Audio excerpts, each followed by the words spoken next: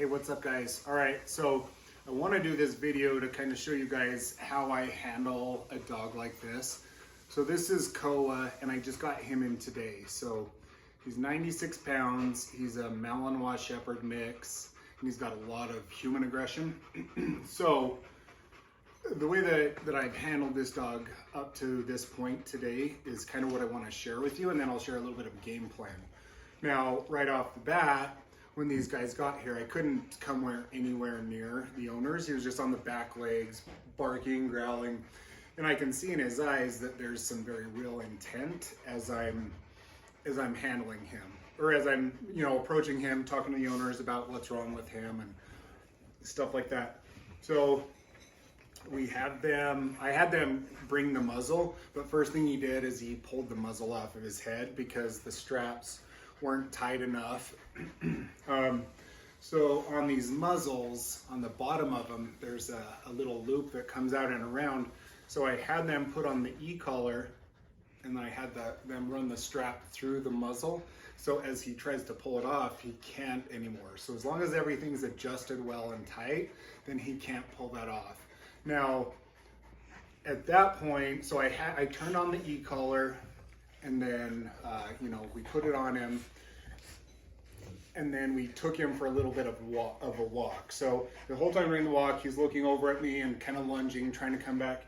And because I have the remote, I can now start correcting this a little bit with so if he's doing a steady pull on the leash, I'm vibrating, but if he's lunging at me, trying to come at me, I'm actually correcting this with the E-collar.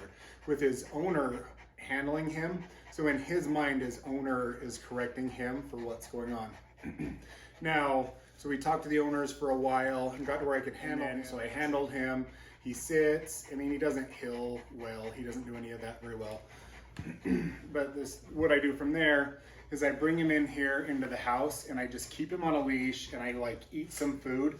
And as I'm eating some food, what I'm doing with this dog is I don't let anybody come around him. And before I come in the house, I make sure that everybody knows I'm bringing a dog in that's fiery. But then I get some treats, and I'm putting them, I'm feeding him through the muzzle. So what this does, I'm setting up a relationship that I'm really going from one, on both sides of it. I'm saying, hey, look, I'm going to give you a lot of rules, but also I'm going to be your whole source of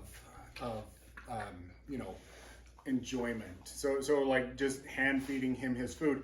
And so because of this, I anticipate being able to take the muzzle off.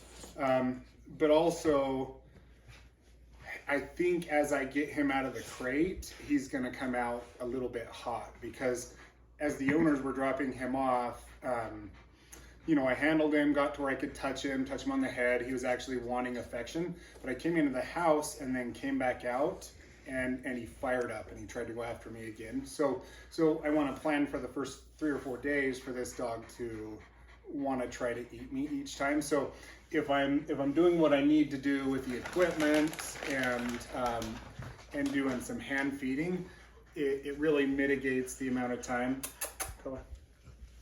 that it's going to take for him to warm up to me and to kind of trust me, and then understand that side of the relationship, not just the side where he thinks he needs to eat me or protect himself from me.